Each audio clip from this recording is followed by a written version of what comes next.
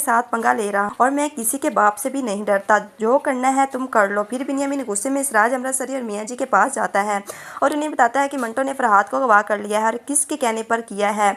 इस सब के पीछे सिराज का हाथ है और सिराज अमृतसरी बिन्यामीन से कहता है मेरे इससे कोई लेना देना नहीं है, मुझे नहीं मालूम कि मंटो ने इसे क्यों गवाह किया है। हमारा बेटा ऐसे ही शहर में घूमता रहता है, मंटो ने उसे किसी न किसी तरह पकड़ लिया होगा। इस पर बिन्यामीन गुस्से से उठकर खड़ा हो जाता है और कहता है कि बिन्यामीन इससे कहो कि बकवास बंद करे वरना मैं इसे जिंदा नहीं रहने दूंगा, कोई मेरे बेटी की तरफ देखने की जरूरत नहीं कर सकता। बिन्यामीन गुस्से से तड़पता हुआ सिराज अमृतसरी से कहेगा कि सच बताओ, इस सब के पीछे तुम्हारा क्या मकसद था। एक बुजुर्ग यूनिवर्सिटी का प्रोफेसर शहर में शेर की खाल पहने नमूदार हो जाता है और ये सब किसके कहने पर। सिराज अमृतसरी मुस्कुराता है और बिन्यामीन गुस्से से वहां चला जाता है। फिर मंटो फरहाद से कहता है अब आखिरी बार सोचो, क्या तुम महमल को इस अमन मुआहिदे से बाहर निकाल दो। फरहाद कहेगा बिल्कुल भी नहीं। मंटो फरहाद से कहेगा कि तुम एक कातिल हो, तुमने बहुत ज्यादा जाने ली हैं और तुम्हें जीने का कोई भी हक नहीं है।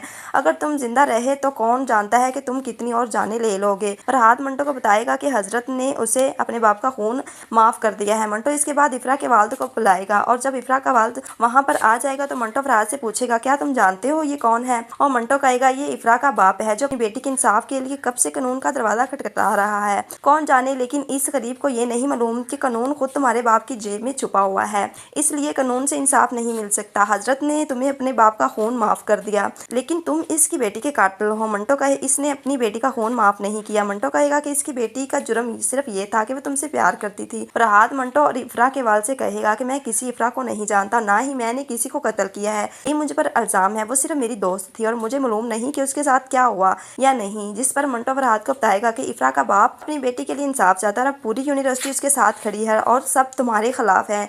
पूरी यूनिवर्सिटी इफ्रा के लिए इंसाफ का मुतालबा कर रही है। मंटो फरहाद से कहेगा कि तुम जानते हो कि जब नौजवान इंसाफ के लिए सड़कों पर निकलते हैं तो सामने वाले शख्स को कुचल कर रख देते हैं, तुम इस हजूम से कैसे बच सकोगे। मंटो फरहाद से कहेगा कि महमल को इस मुआहदे से हटा दो, तुम्हारे लिए बेहतर होगा, क्यों ना कि आप जिंदा नहीं रहोगे तुम। जब मौत सामने होती है तो एक शख्स अपनी जान बचाने के लिए कुछ भी करता है, अब तुम इससे शादी से इनकार कर दो। जिस पर फरहाद एक जिद्दी घोड़े की तरह अकड़ कर मंटो को फखरी अंदाज में जवाब देता है अगर महमल मेरी जिंदगी में नहीं तो मुझे ये जिंदगी भी नहीं चाहिए, क्यों ना कि मैं इसके बगैर नहीं रह सकता। मंटो फिर फरहाद से कहता है अगर ये तुम्हारा आखिरी फैसला है तो मैं तुम्हारे फैसले का एहतराम करता हूँ। फिर मंटो फरहाद से कहता है कि अगर तुमने मासूम जान लेने से पहले गौर किया होता है कि तुम्हारा भी एक इबरतनाक इंजाम होगा, तुम फिरौन की तरह काम करते रहे और तुम ऐसे थे कि जैसे तुम हमेशा की जिंदगी लेकर आए हो। फिर मंटो ने अपनी पिस्तौल की सारी गोलियां फरहाद के सीने में उतार दी। फिर फरहाद अपने अंजाम को पहुंच जाता है, क्योंकि फरहाद ने अनगिनत जिंदगियां बर्बाद की होती हैं। फरहाद को कत्ल करने के बाद मंटो ऐलान करता है कि दुनिया से शैतानी रूहों का हमेशा के लिए सफाया हो गया है। इसके बाद इफ्रा का वालिद खुशी से मंटो का शुक्रिया अदा करता है और बताता है कि आज इनकी वजह से इनकी बेटी को इंसाफ मिला है और उसकी बेटी की रूह को सुकून मिल गया है। जब तक ये जिंदा रहता तो मैं अपनी बेटी के लिए कुछ भी नहीं कर सकता था।